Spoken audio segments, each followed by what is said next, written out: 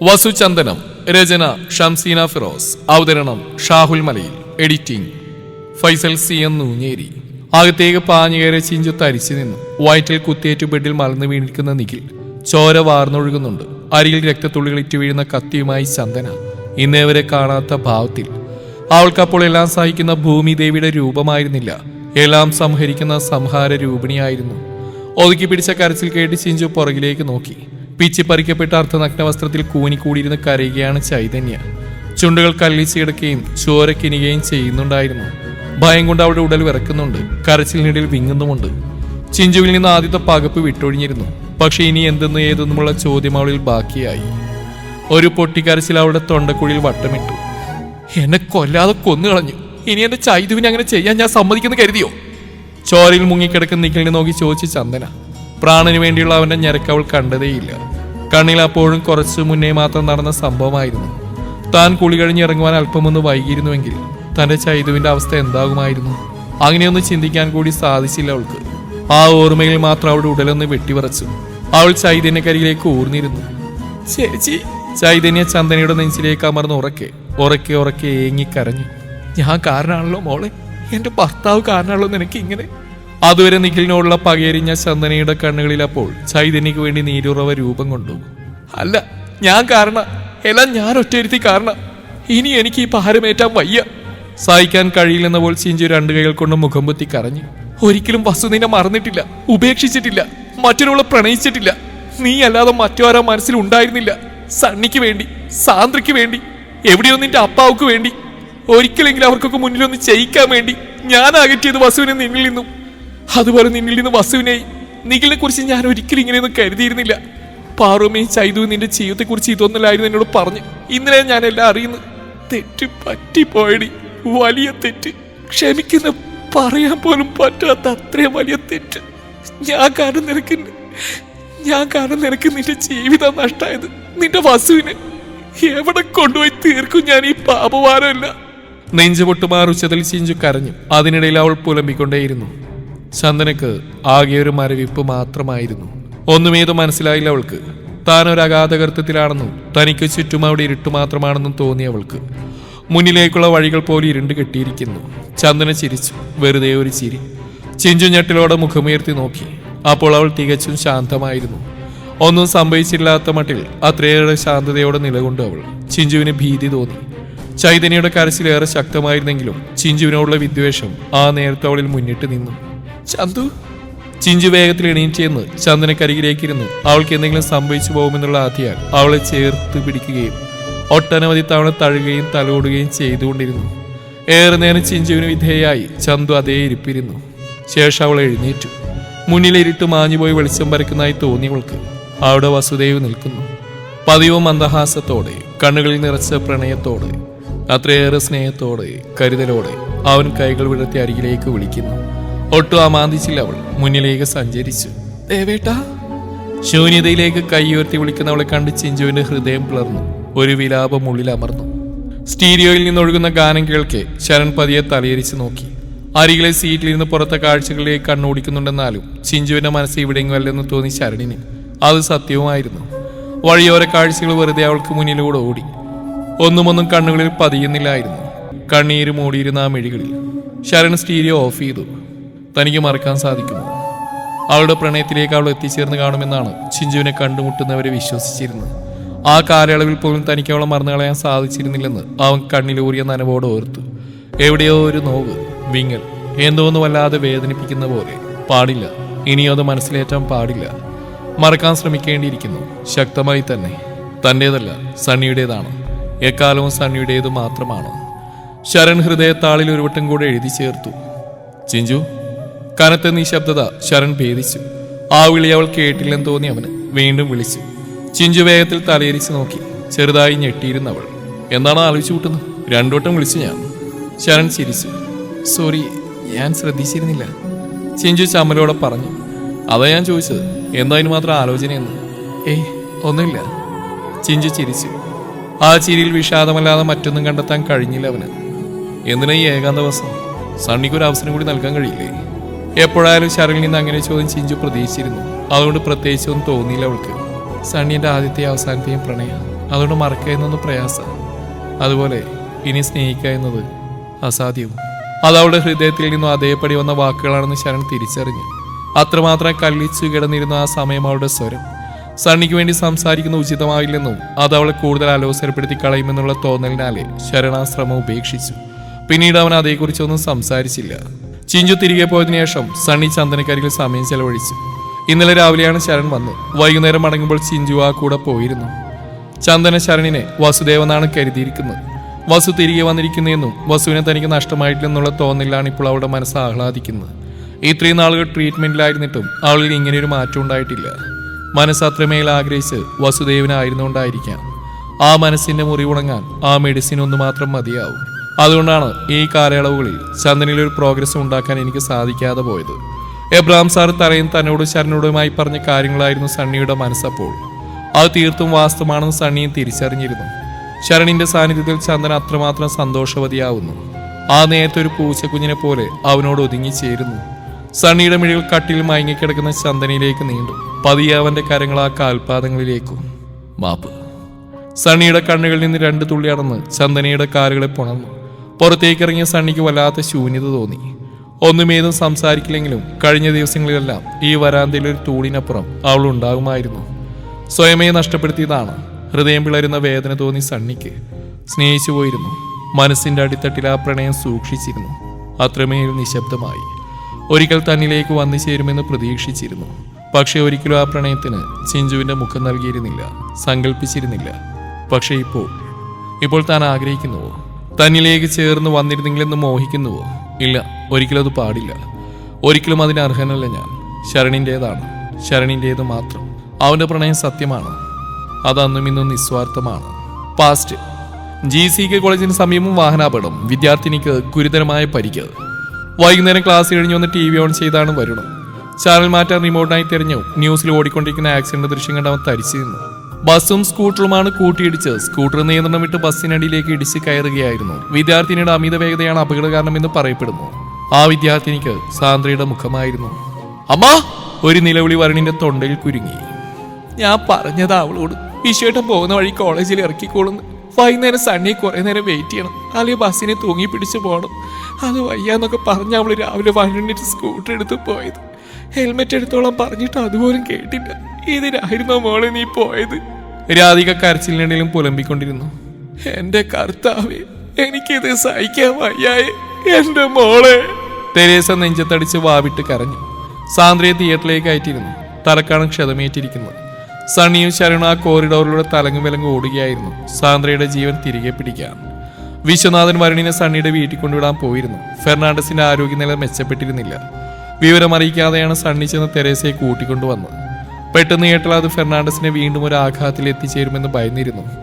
സാന്ദ്രയുടെ വണ്ടി ചെറുതായിട്ടൊന്നും തട്ടിയെന്നും കുഴപ്പമില്ലെന്ന് ധരിപ്പിച്ച് വരുണിനെ ഫെർണാണ്ടസിനെ കൂട്ടി നിർത്തിയാണ് ഇപ്പോൾ പോയിരിക്കുന്നത്. മുന്നിലെ ചില്ലുകൂടിനുള്ളിൽ കിടക്കുന്ന രൂപത്തിലേക്ക് വസുവിന്റെ മിഴികൾ താഴ്ന്നു. ശരീരം മുഴുവനായി വെള്ളപ്പൊതിഞ്ഞിരുന്നു. തലയിൽ വലിയ ചുറ്റിക്കെട്ട്. മുഖം കറുത്തിരുണ്ടിരുന്നു. അങ്ങിങ്ങായി മുറിവുകളും പാടുകളും. ചുണ്ടൊരു വശത്തേക്ക് ചെരിഞ്ഞു പോയിരിക്കുന്നു. മരിച്ചു കിടക്കുന്ന ഒരു മൃതശരീരത്തിനുണ്ടാവുന്ന ശാന്തതയോ സഫലതയോ ആ മുഖത്തിനില്ലെന്ന് ചുറ്റിനും കൂടിയുന്നവർ മുറുമുറുത്തു. ആഗ്രഹിച്ച് നേടാതെ, വിജയിക്കാനാവാതെ യാത്ര തിരിക്കേണ്ടി വന്നതിന്റെ പ്രക്ഷുബ്ധമാണതെന്നും ആ കുടുംബത്തെ ഏറെ അടുത്തറിയുന്ന ചിലർ കൂട്ടിച്ചേർത്തു. താലി ചാർത്തിയ പെണ്ണ് തന്റെ പാതി. അവളാണ് മുന്നിൽ ചേതനയാറ്റി കിടക്കുന്നത്. എന്നിരുന്നിട്ടും വസുവിന് യാതൊന്നും തോന്നിയില്ല, ആകെ ഒരു മരവിപ്പല്ലാതെ. പക്ഷേ ഉള്ളിൻ്റെ ഉള്ളിൽ ഒരു കൊച്ചു പെൺകുട്ടി ഉറക്കെ ചിരിക്കുന്നുണ്ടായിരുന്നു. കുറുമ്പോടെ വിളിക്കുന്നുണ്ടായിരുന്നു, വസുവേട്ടാ. ആ ഓർമ്മയിൽ വസുവിന്റെ മിഴികളിൽ ഒരു കണം മുട്ടിട്ടു. സണ്ണിക്കൊപ്പം തന്റെ കയ്യിൽ കൈ ചേർത്ത് നടന്നവൾ, തന്റെ കുഞ്ഞനുജത്തിയായിരുന്നവൾ. അത്രയേറെ വാത്സല്യത്തോടെയും കരുതലോടെയും താൻ ചേർത്ത് പിടിച്ചണത്തിയ തന്റെ സണ്ണിയുടെ സാന്ദ്ര. എന്നായിരിക്കാം അവൾ തന്നെ ഈ വിധത്തിൽ കണ്ടു തുടങ്ങിയത്. എന്തിനായിരിക്കാം വാശിയോടെ ഈ ജീവിതം സ്വന്തമാക്കി കാണുക? എന്ത് നേടിയിരിക്കുന്നവൾ? എന്നേക്കുമുള്ളൊരു നഷ്ടമല്ലാതെ. വാസുവിന്റെ കണ്ണുകൾ ഇടതടവില്ലാതെ ഒഴുകി. നിലത്തു വീണ് പിടഞ്ഞ് കരയുന്ന തെരേസയെയും അരികിൽ നിർജീവമായിരിക്കുന്ന സണ്ണിയെയും ഫെർണാണ്ടസിനെയും കാണുകെ വാസുവിന്റെ ഹൃദയം ഉയർന്നു മിടിച്ചു. താൻ തെറ്റെയ്തുവോ? തനിക്കൊരിക്കലും ആ സ്ഥാനത്ത് കാണാൻ കഴിയാത്തതുകൊണ്ടല്ലേ? മനസ്സിലാക്കുന്നില്ലേ സാന്ദ്ര നീയത്? വാസു നിലത്തേക്ക് ഊർന്ന ആ ചില്ലുകൂടിന് മുകളിലേക്ക് മുഖം ചേർത്ത് മിഴിവാർത്തു. നിഖിലിന്റെ വീട്ടുകാർ ചന്ദനയ്ക്കും വീട്ടുകാർക്കുമെതിരെ വധശ്രമത്തിന് കേസ് നൽകിയിരുന്നു. നിഖിലിന്റെ അവസ്ഥ ഗുരുതരമായിരുന്നു. മുറിവ് വളരെ ആഴത്തിലുള്ളതാണ്. ഒരുപാട് രക്തവും നഷ്ടപ്പെട്ടിട്ടുണ്ട്. കുത്തിയേറ്റ് പുറകിലേക്ക് മലർന്നു വീഴുമ്പോൾ കട്ടിലിന്റെ പടിയിൽ നട്ടിലിടിച്ചാണ് വീണത്. രക്ഷപ്പെടാൻ ചാൻസ് കുറവാണ്. ഉണ്ടെന്നാൽ തന്നെ മുന്നോട്ടുള്ളതിനെ കുറിച്ച് യാതൊരുവിധ ഉറപ്പും ഡോക്ടേഴ്സ് നൽകിയില്ല. പരസഹായമില്ലാതെ ഇരിക്കാനോ നിൽക്കാനോ കഴിയാതെ, ചിലപ്പോൾ ചലിക്കാൻ പോലും ആവാതെ. ചന്ദന അപ്പോഴും മെന്റലി അൺസ്റ്റേബിൾ ആയത് കാരണം കേസ് ചന്ദനയ്ക്ക് അനുകൂലമായി മുന്നോട്ട് നീങ്ങിയിരുന്നു. ഒപ്പം ചൈതന്യയുടെയും ചിഞ്ചുവിന്റെയും മൊഴികളും. എബ്രഹാം മികച്ചൊരു അഡ്വക്കേറ്റ് തന്നെ ഏർപ്പാട് ചെയ്തിരുന്നു. അതോടൊപ്പം തന്നെ തിലകരാമൻ ചന്ദനയുടെ ഡിവോഴ്സ് കേസും വിഷയത്തിലെടുത്തു. അതിനുള്ള നിയമ നടപടികൾ ദ്രുതഗതിയിലാക്കി. സാന്ദ്ര വിട പറഞ്ഞു 10 നാളുകൾക്ക് ശേഷം ഫെർണാണ്ടസും യാത്ര പറഞ്ഞു പോയി. വീണ്ടും ഒരു ഹൃദയാഘാതം. അതോടെ തെരേസയും സണ്ണിയും ജീവനില്ലാത്ത 2 ശരീരങ്ങൾ പോലെ ആ വീടിന്റെ 2 കോണിലൊതുങ്ങി. ആരുടെ ശാപാണ് എന്തോ ഈ വീടിന് മേളിൽ. എന്ത് സന്തോഷത്തോടെ കഴിഞ്ഞിരുന്നാണ് നമ്മൾ. എല്ലാരും പോയില്ലേ, എന്റെ മക്കൾ, നിന്റെ അപ്പച്ചൻ. ഇനി ആരുണ്ടടാ നമുക്ക്? ഇനി എന്തിനാണോ നമ്മൾ ജീവിക്കേണ്ടത്? അടിക്കടി ഇങ്ങനെ ഓരോ നഷ്ടങ്ങൾ പേറാൻ എന്ത് ചെയ്തു കർത്താവേ? ആ രാത്രി സണ്ണി തെരേസയെ നിർബന്ധിച്ച് അത്താഴം കഴിപ്പിക്കാൻ കൊണ്ടിരുത്തിയപ്പോൾ തെരേസ നെറ്റിയിലടിച്ച് ഉറക്കെ കരയുകയും പറയുകയും ചെയ്തു. എന്ത് ചെയ്തെന്ന് മാത്രം അമ്മച്ചി ചോദിക്കരുത്. ചെയ്യുമ്പോൾ അത്ര വലിയ തെറ്റായി തോന്നിയിരുന്നില്ല. ഒരു സാധു പെണ്ണിന്റെ കണ്ണീരിന് മുകളിൽ കിട്ടിയ ജീവിതമായിരുന്നു സാന്ദ്രയ്ക്ക്. എന്നേക്കുമായിട്ട് വസുവിനെ ചന്തയിൽ നിന്ന് അകറ്റിയിട്ടാ സാന്ദ്രയ്ക്ക് ഞാൻ അവനെ നേടിക്കൊടുത്ത്. മുമ്പാരുടെ ശാപായിരുന്നെന്നറിയില്ല. പക്ഷേ ഇപ്പൊ ആ കുട്ടിയുടെ കണ്ണീൻ്റെതാണിത്. തലക്ക് മുകളിൽ തീയായി വന്ന് വീണതാ. ഇനി ഒരു കാലത്തും മാഞ്ഞു പോയില്ല. ചിലപ്പോൾ നമ്മുടെ മരണം കൊണ്ടല്ലാതെ. കഴിക്കാൻ കൊണ്ടുവച്ചിരുന്ന കഞ്ഞിൽ നിന്നും ഒരു പിടി പോലും വാരി കഴിക്കാനാവാതെ സണ്ണി എഴുന്നേറ്റുപോയി. തെരേസ അപ്പോഴും പദം പറഞ്ഞ് ഉറക്കെ കരയുന്നുണ്ടായിരുന്നു. പ്രസന്റ്. ഫെർണാണ്ടസ് അങ്കിളുടെ മരണം കൂടിയായതോടെ സണ്ണി പാടെ തകർന്നു. തെരേസ ആന്റിയുടെ കാര്യങ്ങൾ പോലും ശ്രദ്ധയിലെടുക്കാതെയായി. ആന്റിയുടെ അവസ്ഥയും മറിച്ചില്ലായിരുന്നു. മനസ്സ് കൈവിട്ടു പോയതുപോലെയായിരുന്നു പെരുമാറ്റങ്ങൾ. ആന്റിയെ കോട്ടയത്ത് ആന്റിയുടെ തറവാട്ടിൽ കൊണ്ടുവിട്ട് സണ്ണി ഡൽഹിയിലേക്ക് പോയി. ജോബ് ആൻഡ് കരിയർ റിലേറ്റഡ് ആണെന്നാണ് എല്ലാവരോടും പറഞ്ഞെങ്കിലും അപ്പോൾ അവൻ ഈ നാട്ടിൽ നിന്നൊരു അകലം ആഗ്രഹിച്ചിരുന്നു. സത്യത്തിൽ അതൊരു ഒളിച്ചോട്ടമായിരുന്നെന്ന് ഈ കഴിഞ്ഞ ദിവസങ്ങളിലാണ് ഞാൻ തിരിച്ചറിഞ്ഞത്. അതിനേക്കാൾ വേദനയായിരുന്നു വസുവിന്റെ അവസ്ഥ. ചന്ദനയെ നഷ്ടപ്പെട്ടപ്പോൾ തന്നെ അവൻ ജീവിക്കാൻ മറന്നുപോയിരുന്നു. ആരുടെയൊക്കെ നിർബന്ധങ്ങൾക്കും കണ്ണീരുകൾക്കും വഴങ്ങി ഒരു ബന്ധനത്തിൽപ്പെട്ടിരിക്കുകയാണെന്ന പോലെയാണ് അവൻ സാന്ദ്രയെ വിവാഹം ചെയ്തത്. ഒരിക്കലും അവൾ ചന്ദനയ്ക്ക് പകരമാവില്ലെന്നോ ഒരു കാലത്ത് അവളെ ലൈഫ് പാർട്ണറായിട്ട് അംഗീകരിക്കാനോ കഴിയില്ലെന്നോ ഉറപ്പുള്ളതുകൊണ്ടാണ് അവൻ പെട്ടെന്നൊരു ദിവസം നാടും വീടും ഞങ്ങളേക്ക് ഉപേക്ഷിച്ച് കാനഡയിലേക്ക് പോയത്. ഒരിക്കലും നാട്ടിൽ നിന്ന് അകന്നു കഴിയണമെന്ന് അവൻ ആഗ്രഹിച്ചിരുന്നില്ല. അവനെ ഏറെ ഇഷ്ടമുള്ള അവന്റെ കമ്പനി, ജോലി, സഹപ്രവർത്തകർ എല്ലാത്തിനോടും അവൻ വിട പറഞ്ഞു. അപ്പോഴാണ് അപ്രതീക്ഷിതമായി സാന്ദ്രയുടെ മരണം. ഒരിക്കലും അവൾ ആഗ്രഹിച്ച രീതിയിൽ അവളെ സ്നേഹിച്ചിരുന്നില്ലെങ്കിലും അവന്റെ മനസ്സിൽ എപ്പോഴും അവൾക്കൊരു സ്ഥാനമുണ്ടായിരുന്നു. അത്രയധികം സ്നേഹവും വാത്സല്യമായിരുന്നു അവളോട്. അതിനാൽ പെട്ടെന്നുള്ള അവളുടെ മരണം അവന് ഉൾക്കൊള്ളാൻ സാധിച്ചില്ല. എപ്പോഴെങ്കിലും എവിടെയെങ്കിലും താൻ തെറ്റ് ചെയ്തോ എന്നൊരു തോന്നൽ അവനെ വേട്ടയാടി. എല്ലാം കൊണ്ട് അങ്ങേയറ്റം തളർന്നാണ് വീണ്ടും കാനഡക്ക് പോകുന്നത്. ആ പോയ വസു പിന്നീട് നാട്ടിലേക്ക് വന്നിട്ടില്ല. ആരുമായിട്ട് അധികം കോണ്ടാക്റ്റ് ഇല്ല. ഇപ്പോൾ ഒരു 100 വട്ടം അങ്ങോട്ട് വിളിച്ചാൽ അതിലൊരു കോൾ എടുക്കും. എടുത്താൽ തന്നെ വലുതായിട്ട് സംസാരമൊന്നുമില്ല. ചോദിക്കുന്ന കാര്യങ്ങൾക്ക് 1-2 വാക്കിൽ മറുപടി, അത്രമാത്രം. വല്ലാതെ ഉൾവലിഞ്ഞു പോയിരിക്കുന്ന അവനിപ്പോൾ. രാധികാന്റിക്ക് എപ്പോഴും കരച്ചിലും പറച്ചിലുമൊക്കെയാണ്. അതിനേക്കാളേറെ കുറ്റബോധവും. അവന് തീരെ താല്പര്യവും ഇഷ്ടമില്ലാതിരുന്നിട്ട് കൂടി സാന്ദ്രയെ ജീവിതത്തിലേക്ക് കൊണ്ടുവരാൻ ആന്റി അവനെ വലുതായി നിർബന്ധിച്ചിരുന്നല്ലോ. അവന്റെ ഈ അകൽച്ച ആന്റിയെ ഭയപ്പെടുത്തുകയും ചെയ്യുന്നുണ്ട്. അവനോട് നാട്ടിൽ വരാൻ പറയുന്നു പറഞ്ഞ് ആന്റി എന്നും എന്നോട് കരച്ചിലാണ്. പിന്നൊന്നുണ്ട്, പോകുന്നതിന് മുന്നേ എന്നോട് പറഞ്ഞിരുന്നു, എപ്പോഴെങ്കിലും എവിടെ വെച്ചെങ്കിലും നിന്നെയോ ചന്ദനയോ കാണുകയാണെങ്കിൽ സുഖമായിട്ടിരിക്കുന്നോ എന്ന് അന്വേഷിക്കണമെന്നും ഒരു കാരണവശാലും ഞങ്ങളാരും ചന്ദനയോട് ദേഷ്യം കാണിക്കരുതെന്നും. എവിടെയായിരുന്നാലും ആർക്കൊപ്പായിരുന്നാലും എല്ലാ കാലം അവൾ സന്തോഷമായിട്ടിരിക്കുന്നുണ്ടെന്ന് അറിഞ്ഞാൽ മാത്രം മതിയെന്ന്. രാത്രിയിൽ വെറുതെ പുറത്തിരിക്കുമ്പോഴും തലേന്ന് ശരൺ പറഞ്ഞറിഞ്ഞതിലായിരുന്നു ചിഞ്ചുവിന്റെ മനസ്സ്. വാസുവിനെ കുറിച്ച് ആലോചിക്കുകയായിരുന്നു അവൻ. എന്തെങ്കിലും ഇനി കാണാനാവുമോ? അയാൾ തന്നെ തന്നോട് പൊറുക്കുമോ? എന്ത് ഇഷ്ടമായിരുന്നു തന്നോട്? എന്നിട്ടും ഓർക്കവേ തന്നെ ചിഞ്ചു കരഞ്ഞുപോയി. ചന്തുവിനോട് ഇന്നും ആ സ്നേഹം കാണുമോ വസുവിന്? ചന്തു ഇങ്ങനെ ഒരു അവസ്ഥയിലാണെന്ന് അറിഞ്ഞ ആ ഹൃദയം വേദനിക്കുമോ? അരബിത്തിൽ വെച്ചിരുന്ന ഫോൺ റിങ് ചെയ്തപ്പോഴാണ് ചിഞ്ചു ആ ഇരിപ്പിൽ നിന്ന് എഴുന്നേറ്റ് കണ്ണുകൾ തുടക്കുന്നത്. ഡിസ്പ്ലേയിൽ തെളിഞ്ഞിരിക്കുന്ന പേരും മുഖവും കണ്ട അവളെ ചുണ്ടുകളിൽ ഒരു പുഞ്ചിരി വിരിഞ്ഞു. ചന്ദനയെ നമുക്ക് ഇങ്ങോട്ട് കൊണ്ടുവന്നാലോ? ചന്ദനയുടെ ഓരോ വിവരങ്ങളും സണ്ണി നിശ്ചിത ഇടവേളയിൽ ശരണിനെ വിളിച്ച് അറിയിക്കുമായിരുന്നു. അതവൻ വിശ്വനാഥനോട് ഷെയർ ചെയ്യുമ്പോഴാണ് രാധികയുടെ ചോദ്യം. അവൾ ട്രീറ്റ്മെന്റില്ല, ഇപ്പൊ നല്ല പ്രോഗ്രസ് ഉണ്ടെന്നാണ് സണ്ണി പറയുന്നത്. പിന്നെ നമ്മൾ എന്ത് അവകാശത്തിലും ഭാഗത്തില്ല അവൾ ഇങ്ങോട്ട് കൊണ്ടുവരേണ്ടത്? നമുക്കതിന് എന്ത് സ്ഥാനമുള്ളത്? ശരണിന്റെ ചോദ്യത്തിൽ രാധികയൊന്ന് നിശബ്ദയായി. എന്നാലും എന്റെ വസു ഒത്തിരി സ്നേഹിച്ച കുട്ടിയല്ലേ? അന്ന് അതിന് എന്റെ വസുവിന് കൊടുത്തിരുന്നെങ്കിൽ ഇന്ന് ഇതൊക്കെ അനുഭവിക്കണമായിരുന്നു. രാധിക വിതുമ്പിപ്പോയിരുന്നു. ചന്ദനയുടെ അച്ഛനെ മാത്രം പറയാൻ കഴിയില്ല, അതിന് നമുക്ക് അർഹതയില്ല. തെറ്റ് നമുക്കും പറ്റിയിട്ടുണ്ട്. നമ്മളും ചന്ദനയെ തെറ്റിദ്ധരിച്ചിരുന്നില്ലേ? അതിന് എന്തൊക്കെ ന്യായങ്ങൾ നിരത്തിയാൽ പോലും. ശരണിൽ നിന്നൊരു നെടുവീർപ്പ് തീർന്നു. എനിക്കതല്ല ശരൺ ചേട്ടാ, വസുവായിട്ട് തെറിഞ്ഞാൽ സഹിക്കോ? എനിക്ക് തോന്നുന്നില്ല. സാന്ദ്ര ചേച്ചിയുടെ മരം തന്നെ ഏട്ടനെ വല്ലാതെ ബാധിച്ചിരുന്നു. അപ്പോൾ ചന്ദന ചേച്ചി ഇപ്പം ഇങ്ങനെ ഒരു അവസ്ഥയിലാണെന്ന് അറിഞ്ഞാൽ ഏതായാലും ഏട്ടനിപ്പോൾ ഒന്ന് അറിയിക്കേണ്ട. ഇവിടെ എത്തിക്കോട്ടെ, എന്നിട്ട് പറയാം. ഉറപ്പായിട്ടും ഏട്ടൻ പെട്ടെന്ന് തന്നെ വരും. ഇത്രയും ദിവസങ്ങൾ അമ്മ മാത്രമേ കരഞ്ഞും പറഞ്ഞു. ഇന്ന് അച്ഛനും വിഷമിച്ച് ഒരുപാട് പറഞ്ഞില്ലേ, അതുകൊണ്ട് ഇനി ഏട്ടന് അവിടെ നിൽക്കാൻ കഴിയില്ല. ആ പറഞ്ഞൊക്കെ ശരിയാണെന്ന് ശരണിനും തോന്നി. വസുവിനെ എല്ലാം ഉൾക്കൊള്ളാനാവോ? ചന്ദനയെ പഴയ പോലെ സ്നേഹിക്കാൻ അതൊന്നും ഇനി കഴിയില്ലെന്ന. എന്തൊക്കെ പറഞ്ഞാലും വിവാഹമോചിതയും ഇപ്പൊ സമതയെറ്റിയ അവസ്ഥയിലുവാ. അപ്പോ രാധിക പൂർണ്ണമാക്കിയില്ല. എന്തോ മനസ്സിലൊരു സംഘർഷം നടക്കുകയായിരുന്നു. ഏറെ കൂടുതലും വസുവിനെ ഓർത്ത് തന്നെയായിരുന്നു. നീ എന്തൊക്കെയാണ് രാധിക പറയുന്നത് ചിന്തിച്ചു കൂട്ടുന്നു. ആ കുട്ടി ഇന്നിങ്ങനെ ഒരു അവസ്ഥയിലായിട്ടുണ്ടെങ്കിൽ നമുക്കതിൽ വലുതായി തന്നെ പങ്കുണ്ട്. ശരൺ പറഞ്ഞു നീയും കേട്ടതല്ലേ, സാന്ദ്രയെ ഉൾക്കൊള്ളാൻ കഴിയാതെ വന്നപ്പോൾ അവൾ അകറ്റിർത്താൻ അവളിൽ നിന്ന് അകന്നു പോകാനും വസുവിന് കഴിഞ്ഞിരുന്നു. അതിനുള്ള സാഹചര്യങ്ങൾ വഴികൾ അവന് മുമ്പിൽ ഏറെ ഉണ്ടായിരുന്നു. പക്ഷേ ചന്ദനയോ തീർത്തും നിശ്ചയായിരുന്നു. അവൾക്ക് മുമ്പിൽ എല്ലാ വഴികളും അടക്കപ്പെട്ടിരുന്നു. ഇഷ്ടമില്ലാത്ത ഒരാൾക്കപ്പോൾ അയാളുടെ എല്ലാ ക്രൂരതകളും പീഡനങ്ങളും ഏറ്റുവാങ്ങി ആ വീട്ടിലൊരു ജോലിക്കാരിയെ പോലെ 1 വർഷത്തോളം കഴിച്ചു കൂട്ടിയവള്. കൺമുമ്പിൽ ഭർത്താവ് മറ്റു സ്ത്രീകളോടൊപ്പം കിടക്ക പങ്കിടുന്ന കണ്ടിട്ടും ശബ്ദമൊന്നും ഉയർത്താൻ കഴിയാതെ പോയവള്. ഏത് പെണ്ണിന് സഹിക്കാൻ കഴിയും ഈ വിധത്തിൽ? വസു വരട്ടെ, എനിക്ക് ഉറപ്പുണ്ട് ചന്ദനയെ ഒരു കാലത്ത് അവൻ കൈയൊഴിയില്ല. നഷ്ടപ്പെട്ടു പോയ അവളെ ഓർത്ത് വേദനിക്കുന്ന ഒരു ഹൃദയമാണ് അവൻ ഇന്നും ഉണ്ടാവുക. വിശ്വനാഥൻ സോഫയിൽ പുറകിലേക്ക് ചാഞ്ഞിരുന്നു. ശരണിന്റെ ചിന്തയപ്പോൾ സണ്ണിയിലും ചിഞ്ചുവിലും എത്തി നിന്നിരുന്നു. വസുവിന് അവരോട് തോന്നാൻ പോകുന്ന എന്തായിരിക്കും? പൊറുക്കാൻ കഴിയില്ലേ അവന്? എന്റെ മോളെന്തിയടി? കോള് കണക്ട് ആയ ഉടനെ മറുപുറത്തുനിന്ന് തിടുക്കത്തിലൊരു ചോദ്യം എത്തി. നിന്റെ മോളോ? തോന്നുമ്പോൾ കൊണ്ടുവിടാൻ കൊണ്ടുപോവുകയും ചെയ്യും. നിനക്ക് അവളുടെ സ്നേഹമല്ല, ഇങ്ങനെയുണ്ട് അമ്മമാര്? ചിഞ്ചു കളിയായി ചോദിച്ച്. അയ്യടി, ഇപ്പൊ അങ്ങനെയായോ? നീയല്ലേ അവള് വിട്ടുപിരിയാൻ വയ്യെന്ന് പറഞ്ഞ് എന്നെ വിളിച്ച് സ്വൈര്യം തരാത്ത്? അപ്പോഴല്ലേ ഞാൻ അവിടെ കൊണ്ടുവിടുന്നു. നിനക്കൊരു നേരം പോക്ക് ആയിക്കോട്ടെ എന്ന് ഞാൻ ഓർത്തു. എപ്പോഴും പറയല്ലോ വല്ലാതെ മടുപ്പാണെന്ന്. അവൾ അരികിലുണ്ടായിട്ട് അത് മാറട്ടെ എന്ന് കരുതി. എന്നിട്ട് അവസാനം പറയുന്ന കേൾക്കണേ, ഞാൻ നാളെ തന്നെ വന്ന് എടുത്തോളാം എൻ്റെ കുഞ്ഞിനെ, ഇനി അങ്ങോട്ട് തരുന്ന പ്രശ്നമില്ല. അയ്യോ, ഞാൻ തമാശ പറഞ്ഞ എൻ്റെ പൊന്നു ശ്രുതി, ഇപ്പോഴും എന്നോട് അംഗം വെട്ടുന്നതിന് നിനക്കൊരു കുറവില്ലല്ലോടി. ശ്രീമോൾ ഇറങ്ങി, ഞാനിവിടെ പുറത്തു വന്നിരിപ്പാ. സിദ്ധുവേട്ടെന്ന് പറയുന്നു, എങ്ങനെയുണ്ട് ആൾക്കിപ്പോ? ചിഞ്ചു അന്വേഷിച്ചു. ശ്രുതിയുടെ ഭർത്താവാണ് സിദ്ധാർത്ഥ്. നാട്ടിൽ കമ്പ്യൂട്ടർ സെന്റർ നടത്തുകയാണ്. 1 മാസം മുന്നെയാണ് വാഹനാപകടത്തിൽ പെടുന്നത്. ഓവർ സ്പീഡിൽ എതിരെ വന്ന സ്കോർപിയോ ബൈക്കിനെ ഇടിച്ചിടുകയായിരുന്നു. വലത് കൈക്കും ഇടത് കാലിന് ഒടിവും ബാക്കി അങ്ങിങ്ങായി കുറച്ച് പരിക്കുകളും പറ്റിയിട്ടുണ്ട്. പ്ലാസ്റ്റർ എടുക്കാനായിട്ടില്ല, 10-12 ദിവസം കൂടെ കഴിയും. ഏതായാലും അതിനു മുന്നേ ഒന്ന് പോയി കാണിച്ചു വരണം. സിദ്ധുവേട്ടൻ്റെ തലക്കൊക്കെ നല്ല വേദനയുണ്ടെന്ന്. ശ്രുതി വിഷമിച്ചു. ടെൻഷൻ ആവണ്ടടി, നാളെ തന്നെ പോയി വാ. ശ്രീകുടി ഇവിടെ ഇരിക്കട്ടെ, എനിക്ക് മടുക്കുമ്പോൾ ഞാൻ തന്നെ കൊണ്ടുവിട്ടേക്കാം. പിന്നെ നിനക്കാളും മിസ്സിംഗ് ഒന്നും ഇല്ലല്ലോ.